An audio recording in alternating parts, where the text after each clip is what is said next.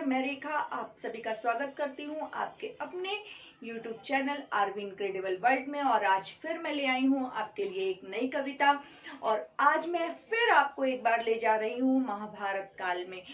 महाभारत का जो युद्ध है वो समाप्त हो चुका है और समाप्त होने के बाद कुरुक्षेत्र की जो माटी है उसकी क्या दशा है, इसका मैं आपके सामने वर्णन कर रही हूँ अपने शब्दों के द्वारा। हुआ समाप्त महाभारत का युद्ध, हुआ समाप्त महाभारत का युद्ध। पग पग पर पड़े हैं मुंड, पग पग पर पड़े हैं मुंड।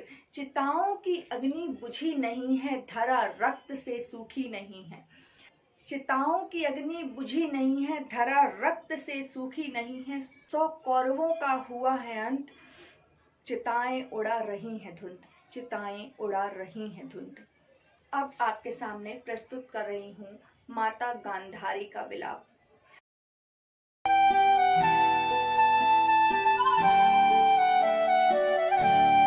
जग के लिए भले रहे हो कुपुत्र, जग के लिए भले रहे हो कुपुत्र, पर गांधारी माता अश्रु बहा रही हैं, पर गांधारी माता अश्रु बहा रही हैं।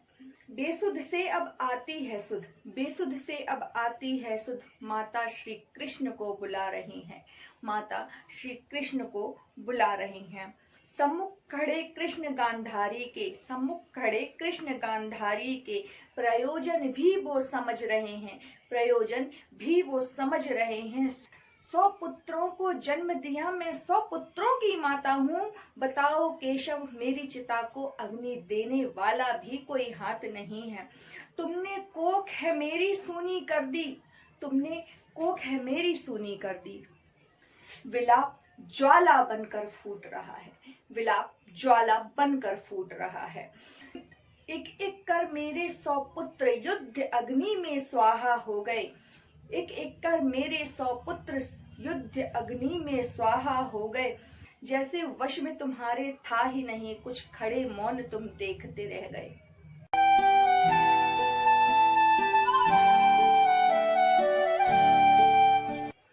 जब 100 पुत्रों का अंत हुआ उसके बाद माता गांधारी विलाप करते हुए श्री कृष्ण जी को श्राप देती हैं। अपने शब्दों से आपके सामने प्रस्तुत कर रही हूँ। यूं तो पुत्रवत माना था मैंने तुमको, इतिहास साक्षी इस बात का केशव।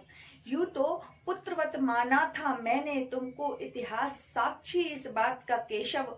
माता तो श्राप देती नहीं है, माता तो श्राप देती नहीं है, पर श्राप जो एक बार दिया है केशव, झुटला दे माँ के श्राप को जो।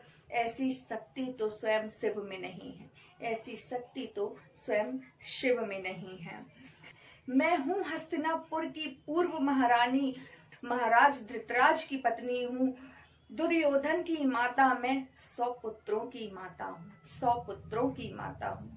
देती हूँ तुम्हें आज श्राप में, देती हूँ तुम्हें आज श्राप में। जैसे मेरे कुल का नाश हुआ, जैसे मेरे कुल का नाश हुआ, वैसे ही होगा नाश तुम्हारे कुल का, वैसे ही होगा नाश तुम्हारे कुल का। देखोगे यदुवंश का तुम अंत, देखोगे यदुवंश का तुम अंत।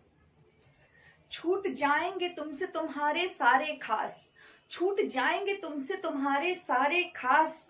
होगी मृत्यु तुम्हारी अकाल, होगी मृत्यु तुम्हारी अकाल। इन्हीं आंखों से देखोगे तुम भी अपने कुल का नाश, तुम भी अपने कुल का नाश। एक माँ के श्राप को जो झुटला दे वो सामर्थ्य जुटाना मुश्किल था, वो सामर्थ्य जुटाना मुश्किल था। शीश झुकाकर श्राप स्वीकार किया और वहां से किया प्रस्थान, और वहां से किया प्रस्थान। श्री कृष्ण एक माँ के दिए हुए श्राप को झुटला ना सके और वहां से माता को प्रणाम करते हुए उनके श्राप को स्वीकार करके वहां से चले जाते हैं।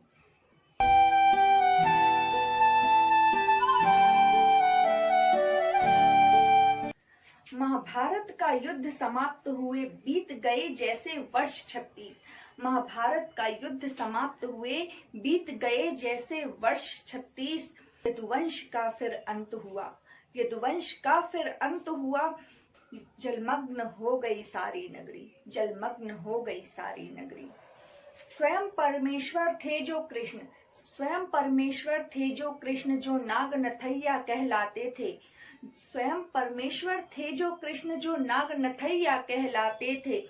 द्वारिकाधीश वो मुरली वाला, जिसने पूतना और कंस का अंत किया एक साधारण शिकारी के हाथों। देखो उनका आज अंत हुआ, देखो उनका आज अंत हुआ।